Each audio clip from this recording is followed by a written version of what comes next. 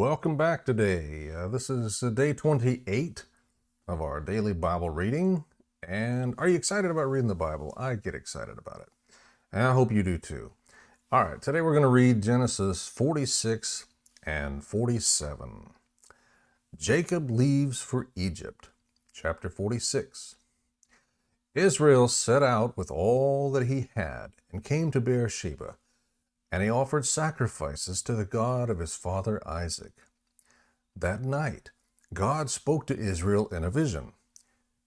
"Jacob, Jacob," he said. And Jacob replied, "Here I am." God said, "I am God, the God of your father. Do not be afraid to go down to Egypt, for I will make you into a great nation there. I will go down with you to Egypt, and I will also bring you back. Joseph will close your eyes when you die." Jacob left Beersheba. The sons of Israel took their father Jacob in the wagons Pharaoh had sent to carry him, along with their dependents and their wives. They also took their cattle and possessions they had acquired in the land of Canaan. Then Jacob and all his offspring with him came to Egypt.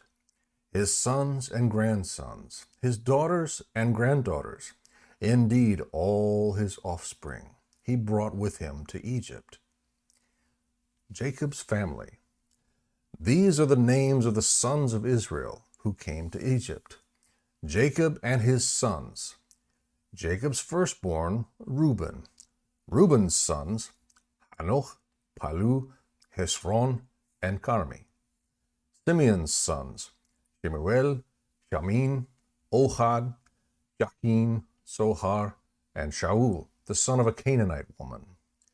Levi's sons, Gershon, Kohath, and Merari. Judah's sons, Onan, Shelah, Perez, and Serah. But and Onan died in the land of Canaan. The sons of Perez were Hezron and Hamul. Issachar's sons, Tola, Puvah, Jashub, and Shimron. Zebulun's sons, Sered, Elon, and Jaleel. These were Leah's sons, born to Jacob in Padan Aram, as well as his daughter Dinah. The total number of persons, 33. Gad's sons, Ziphion, Hagi, Shuni, Espon, Eri, Arodi, and Areli. Asher's sons, Imnah, Ishva, Ishvi, Beriah, and their sister Sarah. Beriah's sons were Heber and Malchiel. These were the sons of Zilpah, whom Laban gave to his daughter Leah, that she bore to Jacob, 16 persons. The sons of Jacob's wife Rachel, Joseph and Benjamin. Manasseh and Ephraim were born to Joseph in the land of Egypt. They were born to him by Asenath, daughter of Potipherah, a priest at On. Benjamin's sons, Bela, Becher, Ashbel, Gera, Naaman, Ahi, Rosh, Mupim, Chupim, and Ard. These were Rachel's sons who were born to Jacob, 14 persons. Dan's son, Hushim. Naphtali's sons, Jasiel, Guni, Jezer, and Shilem. These were the sons of Bilhah, whom Laban gave to his daughter Rachel. She bore to Jacob 7 persons. The total number of persons belonging to Jacob, his direct descendants, not including the wives of Jacob's sons, who came to Egypt, 66. And Joseph's sons who were born to him in Egypt, 2 persons. All those of Jacob's household who came to Egypt, 70 persons. Jacob arrives in Egypt. Now Jacob had sent Judah ahead of him to Joseph to prepare for his arrival at Goshen. When they came to the land of Goshen, Joseph hitched the horses to his chariot and went up to Goshen to meet his father Israel. Joseph presented himself to him, threw his arms around him, and wept for a long time. Then Israel said to Joseph, "I'm ready to die now, because I have seen your face, and you are still alive." Joseph said to his brothers and to his father's family, "I will go up and inform Pharaoh, telling him, 'My brothers and my father's family, who were in the land of Canaan, have come to me. The men are shepherds. They also raise livestock. They have brought their flocks and herds and all that they have. When Pharaoh addresses you and asks, 'What is your occupation?'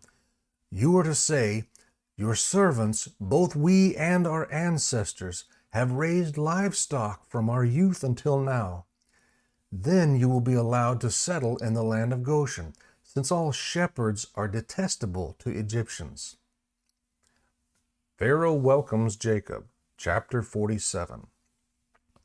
So Joseph went and informed Pharaoh, "My father and my brothers, with their flocks and herds and all that they own, have come from the land of Canaan and are now in the land of Goshen." He took 5 of his brothers and presented them to Pharaoh.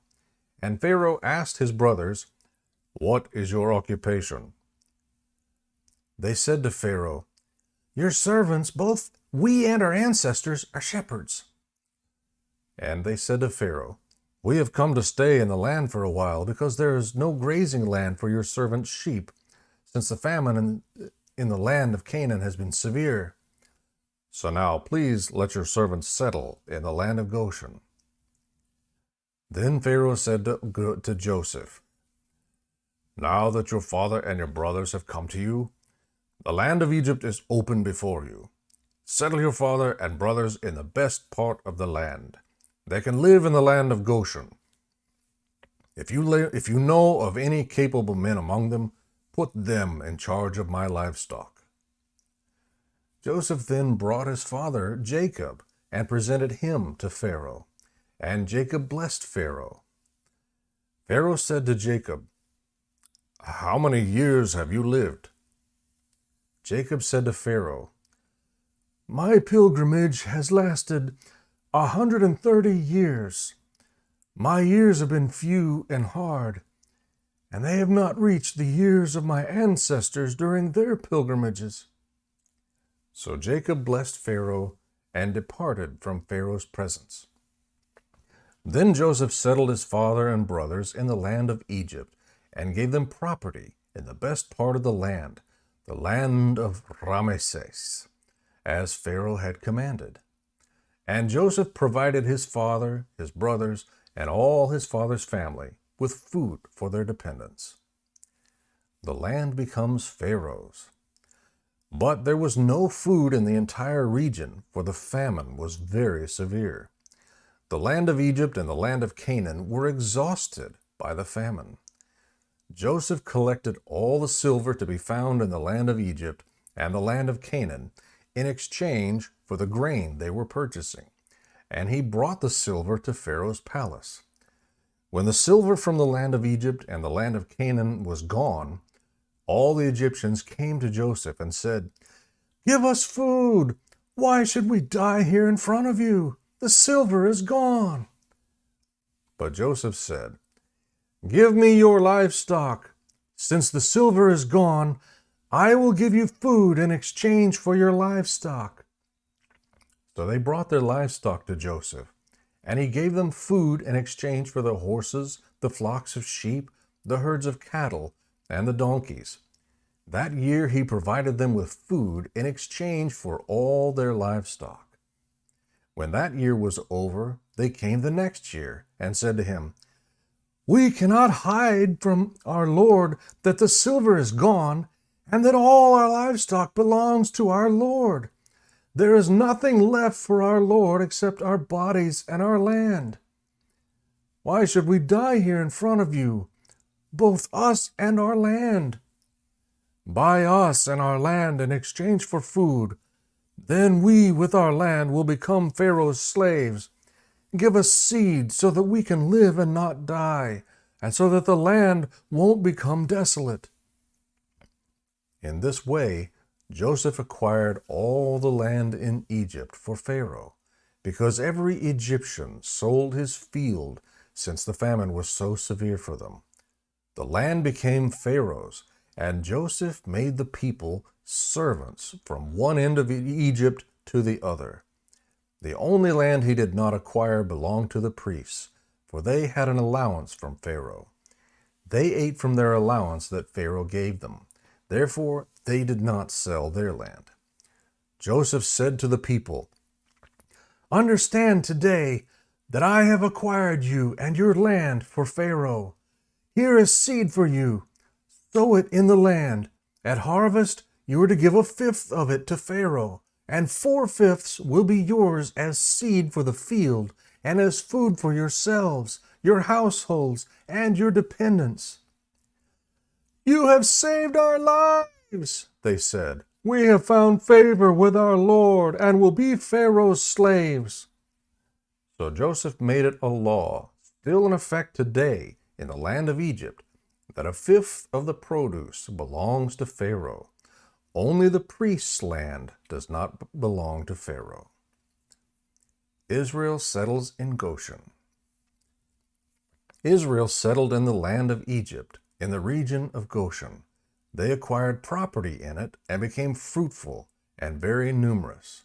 Now Jacob lived in the land of Egypt 17 years, and his lifespan was 147 years.